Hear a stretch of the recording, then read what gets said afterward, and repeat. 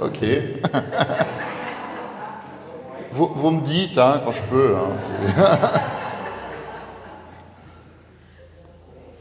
on a l'impression qu'on est comme à la synagogue, hein, vous savez, ils font le business aussi pendant qu'ils y sont, donc on peut, on peut aussi faire nos affaires, hein, il n'y a aucun souci. L'essentiel, c'est juste qu'on soit en affaire avec le Père du ciel, ça c'est pas mal aussi.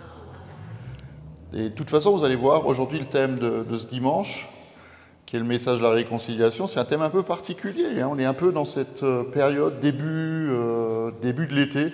En fait, ils choisissent des textes un peu compliqués en se disant il y aura moins de monde pour écouter.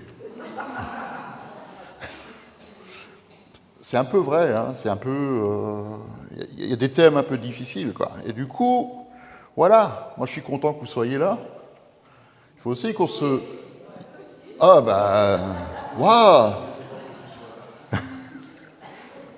Mais c'est bien aussi de se frotter un peu à la parole et de nous laisser interpeller par ce que le Seigneur veut nous dire. Aussi, en ce dimanche, hein, c'est le premier dimanche du mois de juillet. Ça sent les vacances. Pour certains, ça sent de loin les vacances.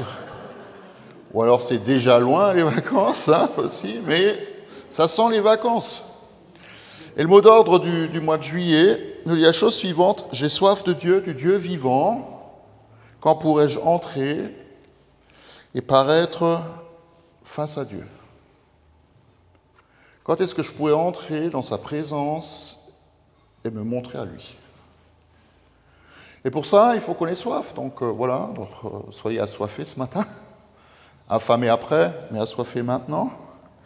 Et puis le mot d'ordre de ce dimanche, troisième dimanche dans le temps de la Trinité, c'est le Fils de Dieu est venu pour chercher et sauver ce qui est perdu. Voilà. Donc on va chanter Mon Dieu, mon Père, écoute-moi.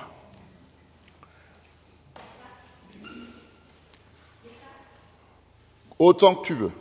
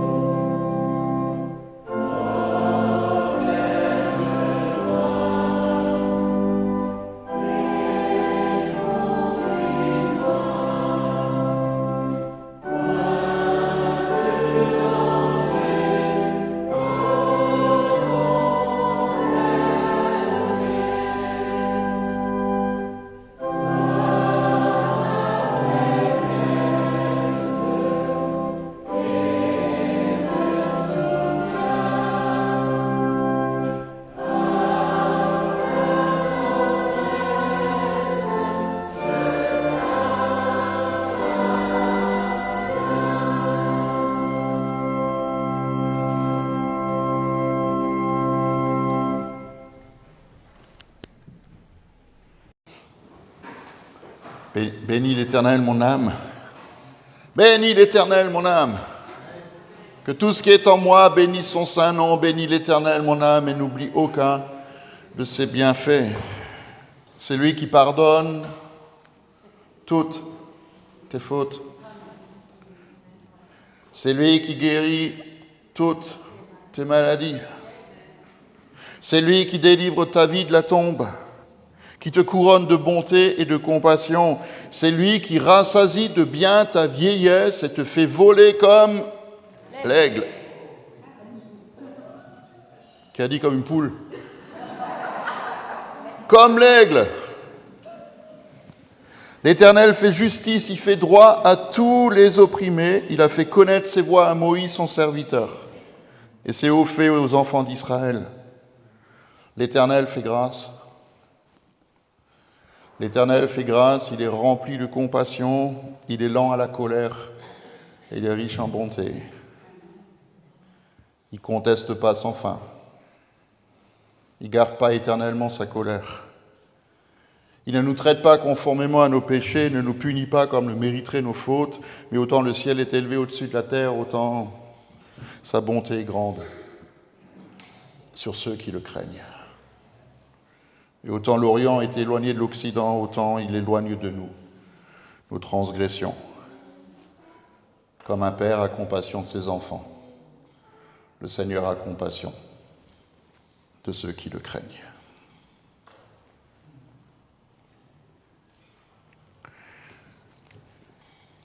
Amen, amen, amen, amen. Et amen encore. Et on va le chanter, on va chanter ce psaume. On va chanter « Bénis l'Éternel, mon âme », et on va chanter « Long à la colère ».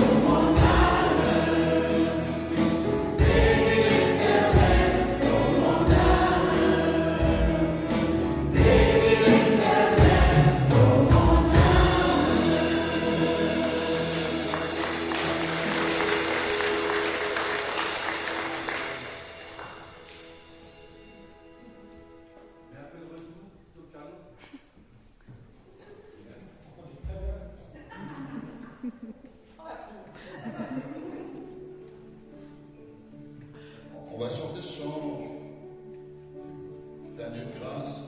Et il faut que vous répondiez en fait au chant. Ça fait longtemps qu'on va chanter celui-là. Mais non. Non à la colère.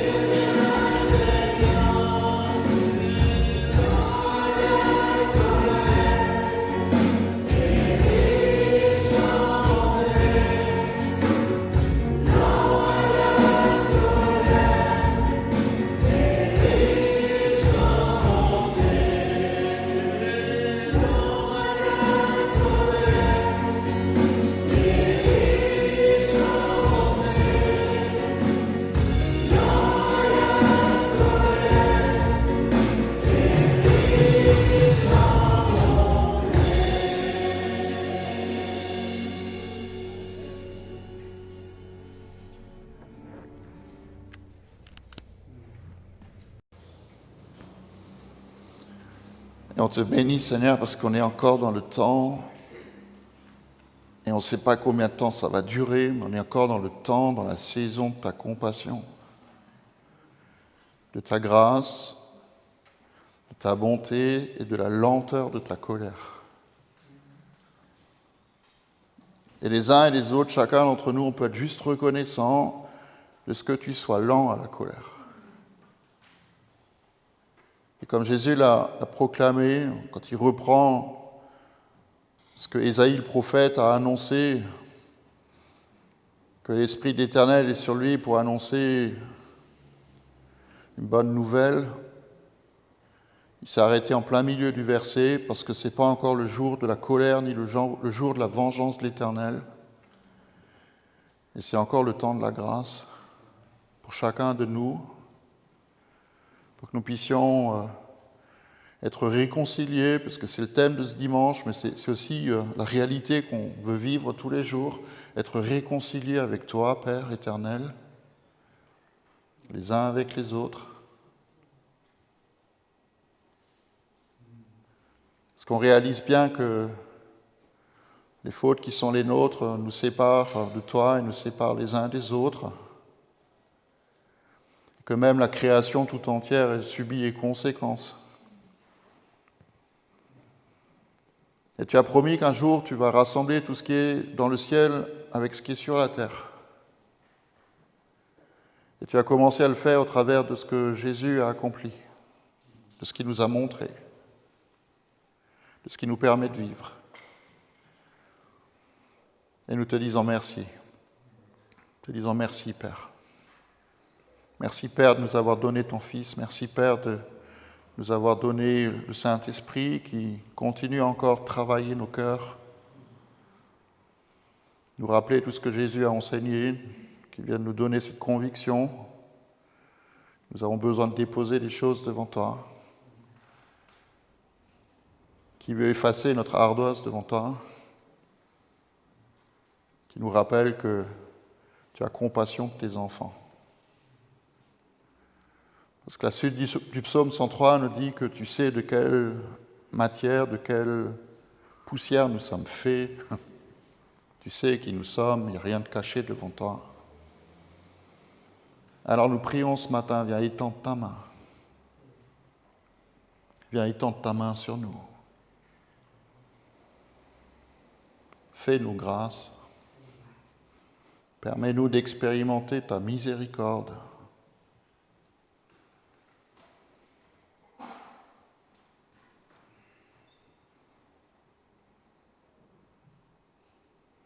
Et tu nous rappelles que ta miséricorde, c'est recevoir ce que nous ne méritons pas. Et ta grâce, c'est ne pas recevoir ce que nous mériterions de recevoir.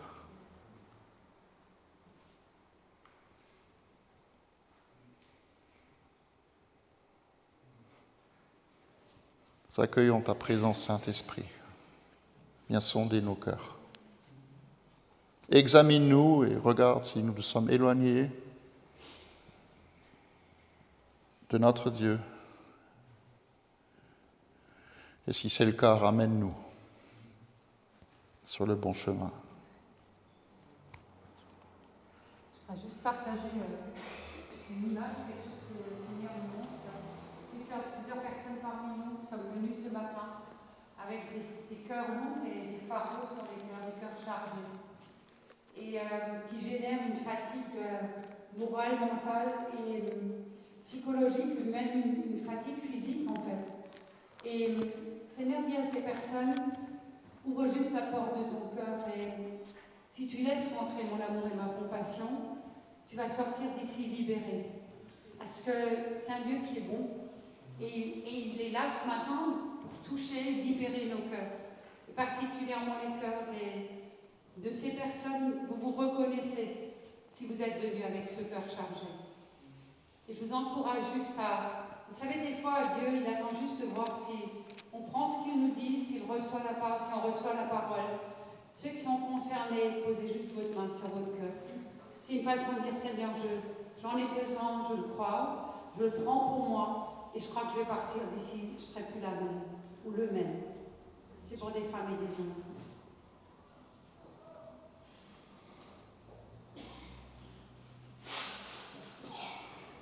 Et on va chanter merveilleux nom.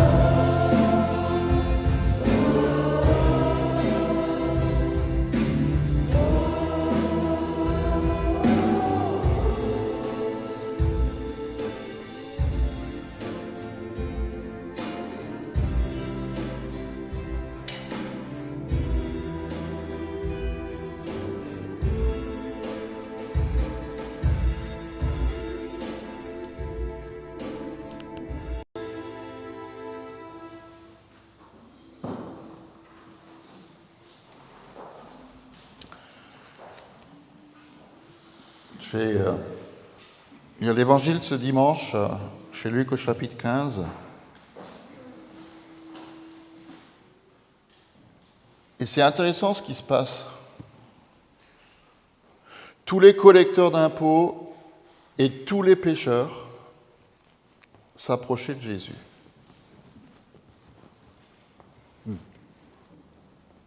Tous les collecteurs d'impôts, les inspecteurs des finances,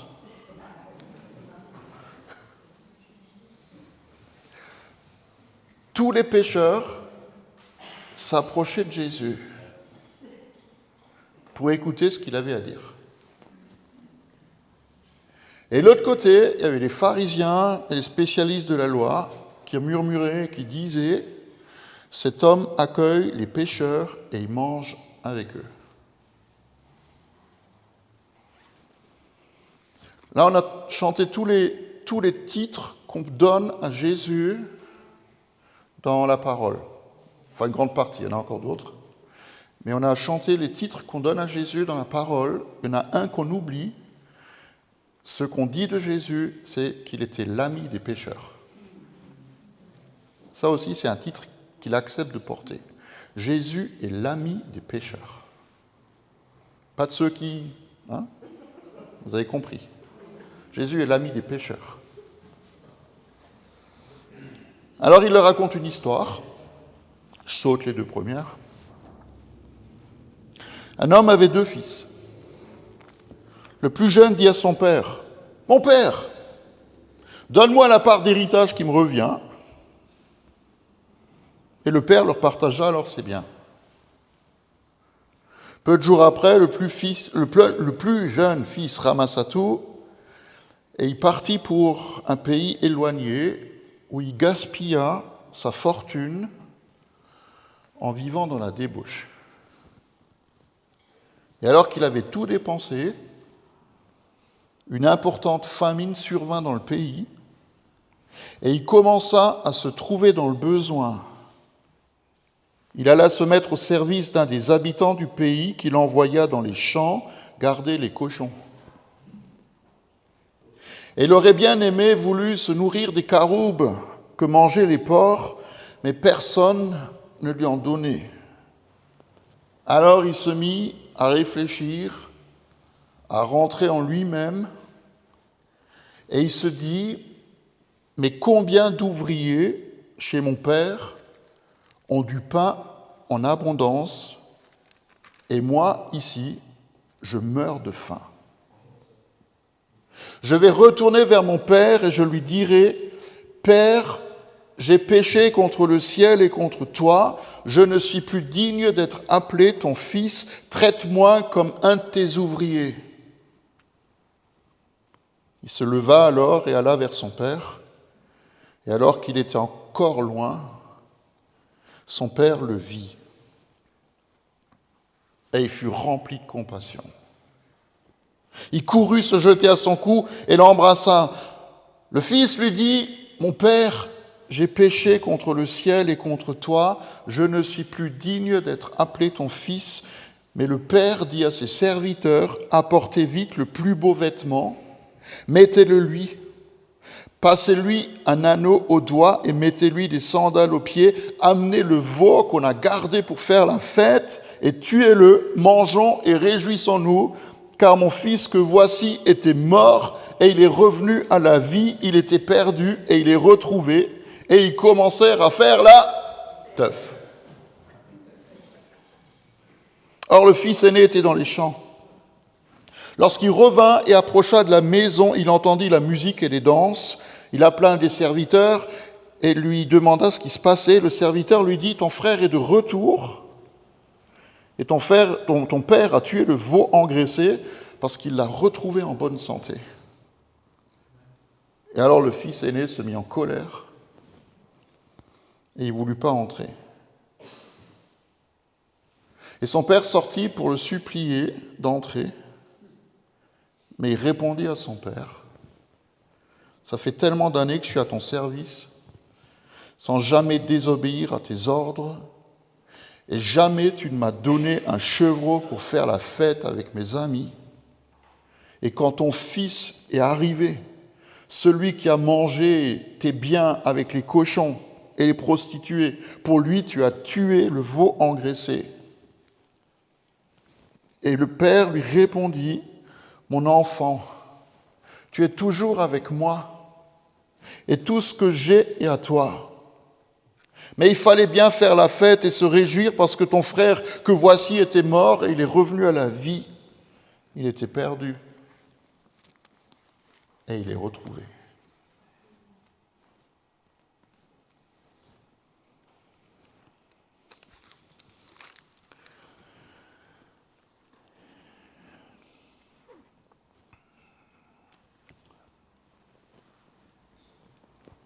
Je complète juste.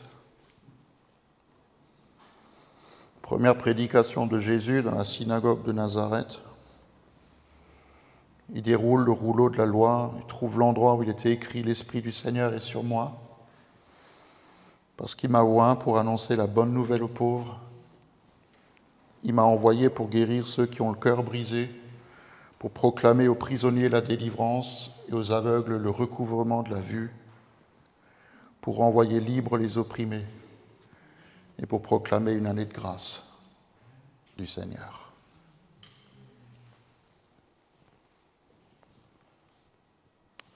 On va le chanter ensemble.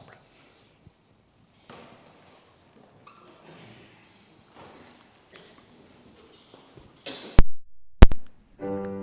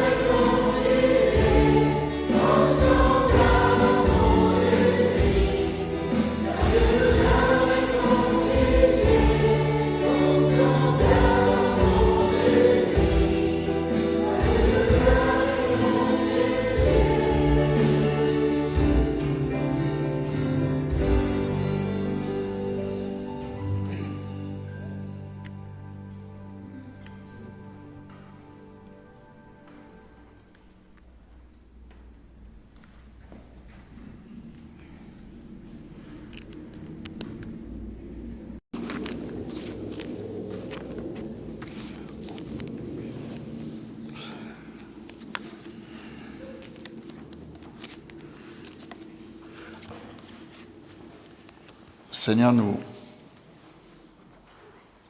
a réconciliés, en tout cas je l'espère. Si ce n'est pas fait, faites-le. Soyez réconciliés avec le Père. C'est vraiment le désir de son cœur pour nous.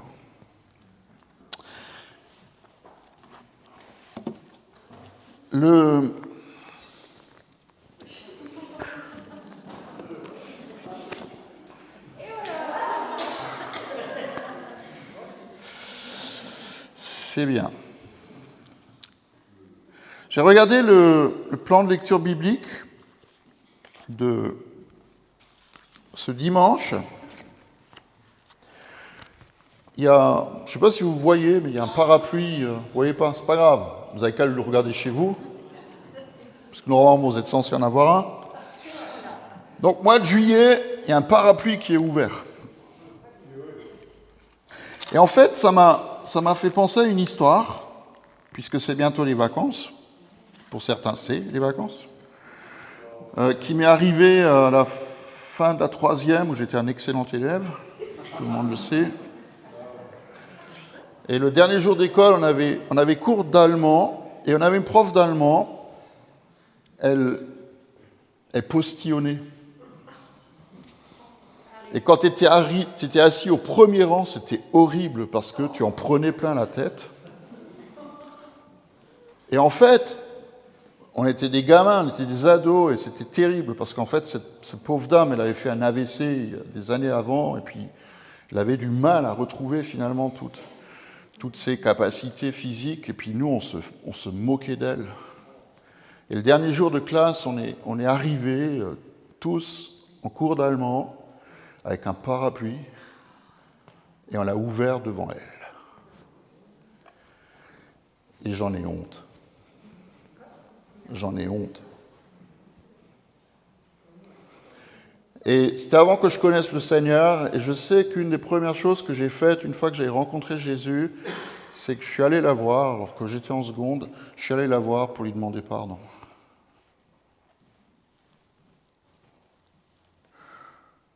Voilà, c'est pas glorieux comme histoire. C'est juste la réalité. Parapluie, il sert à nous protéger de la pluie. C'est pour ça que ça s'appelle un parapluie. Tout comme un paratonnerre sert à nous protéger du tonnerre.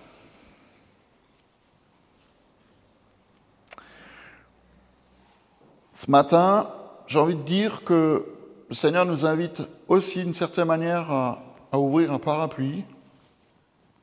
Pas parce que je vais vous cracher dessus, mais un parapluie spirituel pour qu'il nous protège de nous-mêmes, de ce qu'il y a en nous et autour de nous. Il y a une loi physique, j'en profite puisque c'est bientôt les vacances. Il y a une loi physique qui dit qu'une énergie positive ne peut pas être en contact avec une énergie négative.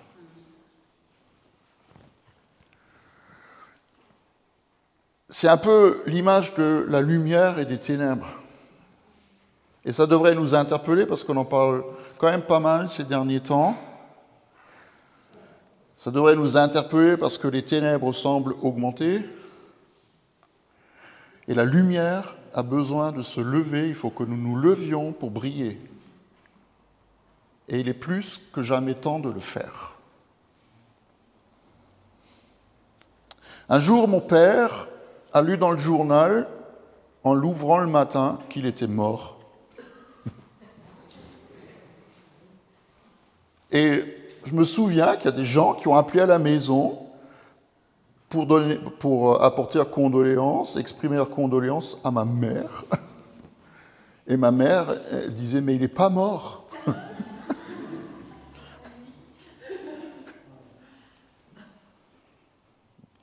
Et c'est une histoire qui, en fait, s'est vraiment passée aussi, comme pour mon père, à la fin du 19e siècle.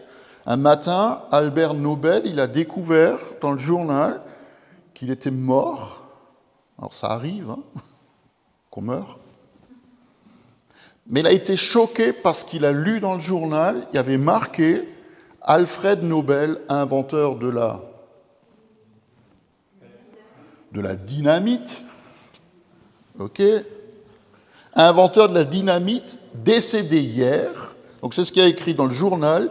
Il contribuera dans les guerres à tuer plus de gens par sa découverte que la peste au Moyen-Âge. Et il est mort très riche. Et en réalité, c'était son frère aîné qui était mort, qui s'appelait aussi Alfred. Alors, les parents, ils devaient être un peu bizarres, hein, mais il a été choqué et il a décidé à partir de ce moment-là de faire autre chose pour devenir célèbre dans le monde, non pas parce qu'il tue les gens ou pour s'enrichir, mais pour qu'il soit connu pour son humanisme. Et il a ainsi créé ce que tout le monde connaît aujourd'hui, qui s'appelle le prix Nobel, qui, entre autres, le plus grand des prix Nobel, qui est celui de la paix. Hein. Et il a rajouté, chaque être humain devrait pouvoir avoir une autre chance et écrire une nouvelle page de sa vie s'il a vu qu'il s'est trompé. Et c'est ce que le Seigneur, quelque part, il nous propose ce matin. Nous avons le choix. Nous pouvons choisir de devenir comme le fils prodigue, ou d'être comme lui, qui est parti et qui est revenu, ou alors d'être comme l'aîné qui a refusé d'accueillir le retour de son frère. Et le Père, il est là, et la seule chose qu'il fait, c'est qu'il attend. Et le Saint-Esprit vient pour nous donner cette conviction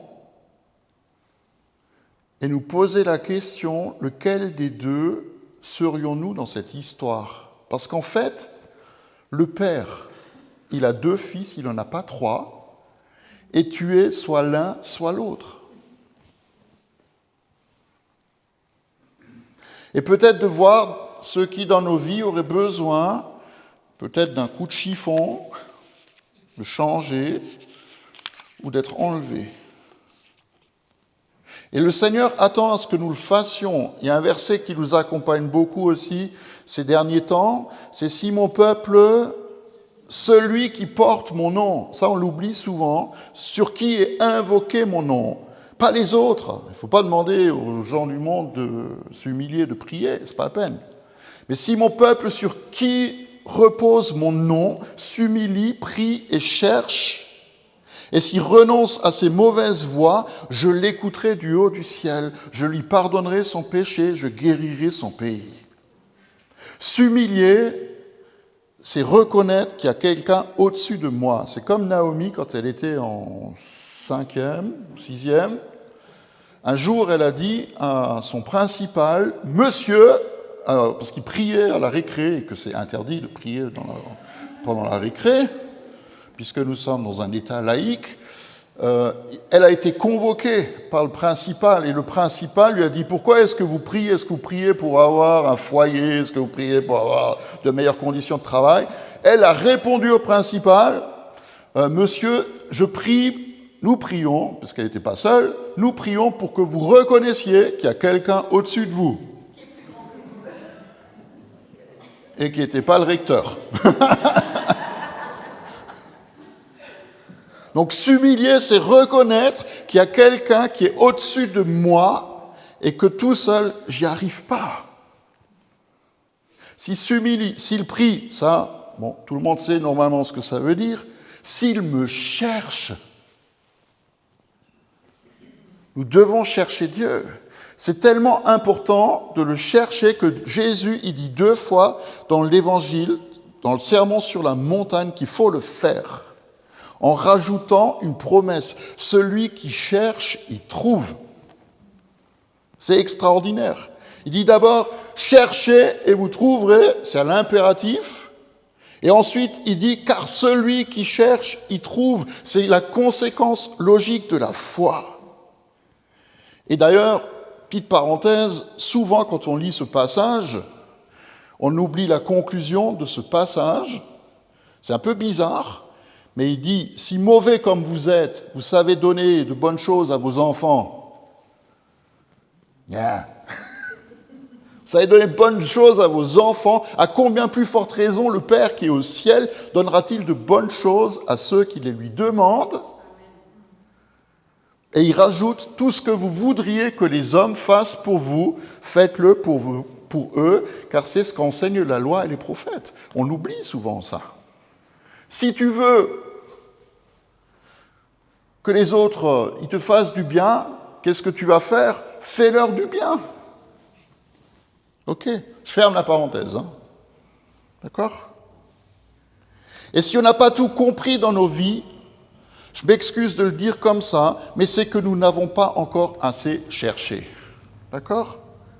La gloire de Dieu, c'est de cacher les choses. La gloire des rois, c'est de découvrir ce qui est caché. C'est un proverbe qui dit ça.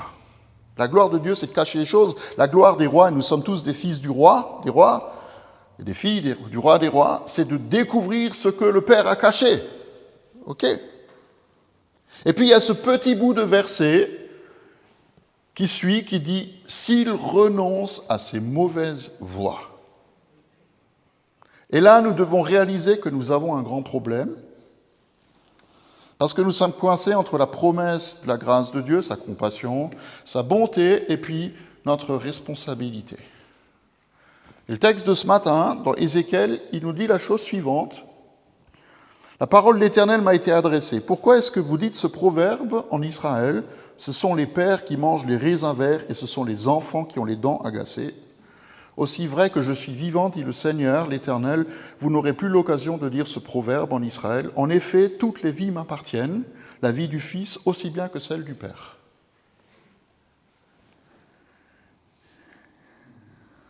D'accord ?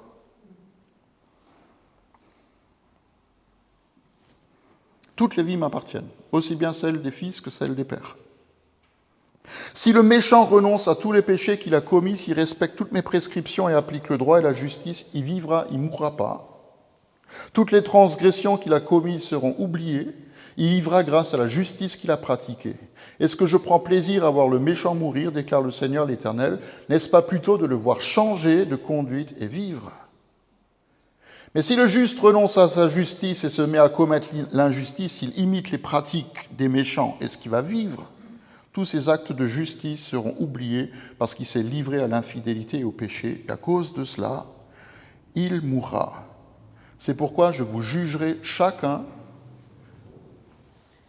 pouvez vous aligner. Je vous jugerai chacun selon sa conduite, communauté d'Israël, déclare le Seigneur l'Éternel. Revenez à moi, détournez-vous de toutes vos transgressions afin que vos fautes ne causent pas votre perte. Débarrassez-vous de toutes les transgressions que vous avez commises. Faites-vous un cœur nouveau, un esprit nouveau. Pourquoi devriez-vous mourir? En effet, je ne prends pas plaisir à voir mourir quelqu'un, dit le Seigneur l'Éternel. Changez donc d'attitude et vous vivrez. Honnêtement, peut-être que vous serez d'accord avec moi, en tout cas je l'espère, nous cherchons souvent des responsables à nos erreurs. La femme, ça c'est normal. Le mari, c'est normal aussi. Les enfants, la génétique, le manque de chance, le destin, la société et même Dieu. Et nous refusons de regarder en nous. Et pourtant, la parole, elle est claire. Elle dit qu'il faut qu'on arrête de se cacher derrière les autres. Même si parfois les fautes de nos pères et de nos mères induisent des comportements et des attitudes qui ont besoin de changer et d'être guéris.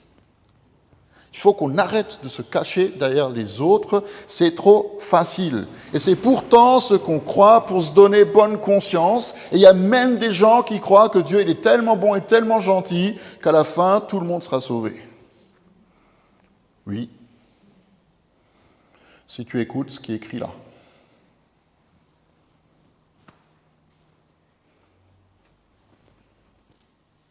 Débarrassez-vous de tout ce qui pèse sur vous. Débarrassez-vous de vos transgressions et faites-vous un cœur nouveau et un esprit nouveau. Il faut qu'on arrête les excuses et il faut qu'on regarde en soi-même. Et on l'a lu la semaine dernière pour ceux qui ont été là, sinon il y a toujours encore Internet. Il y a des gens, ils sont invités à un mariage, c'était le texte la semaine dernière, et ils sont invités à ce mariage, et ils ont tous des excuses. C'est comme le voisin qui va voir un fermier pour lui demander de lui prêter une corde, et le gars, il lui dit « Je peux pas, j'en ai besoin pour tirer le lait de ma vache ». Et le gars, il dit « Mais on ne prend pas une corde pour tirer le lait de la vache ». Il dit « Si, je sais, mais quand on n'a pas envie de faire quelque chose, on trouve toutes les excuses. » C'est vrai. J'ai dit tout à l'heure que la lumière ne peut pas être mélangée aux ténèbres, c'est juste impossible. C'est comme si on prenait maintenant un verre d'eau rempli de sable. Est-ce que vous en boiriez, buvard? Et en fait, t'as beau mettre de l'eau et de l'eau et de l'eau et de l'eau, il restera toujours un fond sale. Et si je vous propose d'en boire, est-ce que vous en prendriez? J'essaie de trouver l'accord du verbe. Buveriez. Là, je regarde l'instit. S'il reste un fond de saleté, est-ce que tu prends le verre pour en boire? Ben moi pas. Après, vous faites ce que vous voulez, mais moi pas. Mais c'est un peu l'image de nos vies. Dieu, il voit que nos cœurs, d'une certaine manière, ils sont pollués, qu'ils ont besoin de changer. Dieu veut que nous vivions. Il le dit. Je veux que vous viviez. Mais comment on va faire pour que l'eau dans notre verre soit une eau qui soit pure? Alors, je vais vous le dire. S'il faut payer pour chaque erreur qu'on a commise, eh ben, on n'est pas sorti de l'auberge.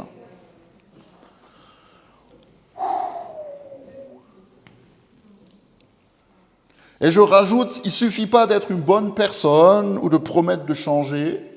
Je vous promets que ça ne marche pas. T'as beau essayer, ça ne marche pas. T'as beau le faire, ça ne marchera pas. Et nous ne devons pas oublier que Ézéchiel, ce livre dont on lit ce texte, il est dans l'Ancien Testament. Dans l'Ancien Testament, Dieu il a proposé une solution qui s'appelle le jour des expiations, le jour du grand pardon. Expier en hébreu, ça veut dire, enfin ça se dit kafar, ça veut dire couvrir. Quand on n'arrive pas à se débarrasser de ce qui nous éloigne de Dieu, il y a besoin que quelque chose vienne couvrir nos fautes. Et Dieu, il fait en sorte, à un moment donné, qu'il y ait une couverture sur nos cœurs entre lui et nous, pour que les deux puissent se rencontrer, puisque Dieu ne peut pas voir le mal. Et alors, il y a une cérémonie, c'est très simple, Dieu prend deux boucs, l'un pour être sacrifié sur l'autel, et l'autre sur lequel on impose les mains, on lui met tous les péchés du peuple de toute l'année sur lui, et ensuite on le chasse au désert. C'était extraordinaire, mais c'était qu'une image et une ombre des choses à venir. Mais à ce moment-là, pour le peuple, il était déjà question de s'arrêter et de réfléchir. Et puis d'une certaine manière, le plan de Dieu, il a continué à se réaliser pleinement par Jean-Baptiste et son baptême. Quand Jean-Baptiste baptise, il fait quoi? Il dit pour la repentance et pour le pardon des péchés. Et les gens venaient à lui, tous les pécheurs, comme pour Jésus, tous les pécheurs viennent voir Jean-Baptiste pour être trempés dans l'eau. Puis un jour, Jean-Baptiste, il a vu Jésus qui passe. Et il a dit à ses disciples, ça c'est l'agneau de Dieu qui enlève le péché du monde. Pas juste couvrir, mais enlever. Et Jésus l'a accompli en se laissant clouer sur la croix, où son sang a coulé pour tout l'ensemble de toutes les fautes, de tous les hommes, de tous les temps. Et son dernier cri a été quoi? C'est « tout est accompli ». Ça veut dire que ce pourquoi le Père l'a envoyé sur la terre, ça a été accompli. Il est mort pour nous, pour que notre faute, elle soit effacée. Pas juste couverte, mais effacée. Et nous recevons en échange cette vie qui s'arrête plus jamais. Et c'est à nous de la prendre, c'est à nous d'en profiter par la foi, et je tiens à le dire, Parce qu'il n'y a que comme cela que nous recevons cette réconciliation que le Père veut avec nous. Il faut s'en souvenir. Les sacrifices de l'Ancien Testament et le baptême dans le Nouveau Testament, ça ne change rien si tu n'as pas la foi, si tu ne le crois pas. Vous pouvez tuer autant de chèvres que vous voulez et verser autant d'eau sur votre tête que vous voulez, ça ne changera rien du tout à votre vie si vous n'acceptez pas ce que Christ a fait pour vous. Amen. Dieu veut qu'on soit transformé. Je vous promets qu'aujourd'hui, alors il y a eu des hauts et des bas, mais je vous promets qu'aujourd'hui, quand un prof d'allemand, il crache sur moi, ce qui n'arrive pas souvent, j'ouvre plus de parapluie. Mais c'est ce que Dieu veut pour nous. Il veut nous transformer, non pas de l'extérieur, mais il veut nous transformer de l'intérieur. Et faire couler en nous une source d'eau qui est bonne à boire pour les autres et pure devant lui. Amen. Qui de nous a besoin de changer? Levez la main plus haut, hein. Moi je vois rien. De toute façon, ça ne se voit pas sur la vidéo, hein, donc ok. Papa, tu as vu tout le monde, tous ceux qui ont levé la main. Ben, on prie, Seigneur, que tu étendes ta main maintenant sur chacun d'entre nous et que tu enlèves ce qui a besoin d'être enlevé. Et Saint-Esprit, à ce moment même, tu es en train d'agir, tu es en train de montrer ce qui a besoin de changer. Et là, on a l'impression de tourner en rond et de ne pas y arriver. Toi, tu viens à notre secours. Tu viens nous aider. Fais-le, s'il te plaît. Merci, parce que quand on reçoit Jésus dans sa vie, l'acte d'accusation qui est entre les mains de l'accusateur, il est cloué à la croix. Et il est déchiré.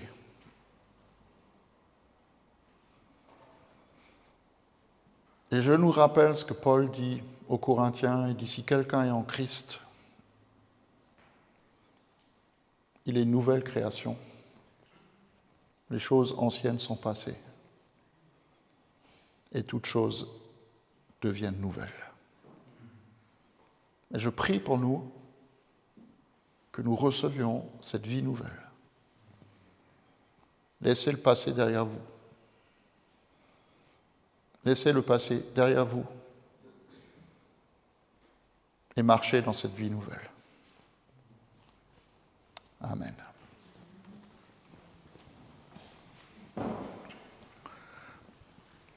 On va se réjouir, hein?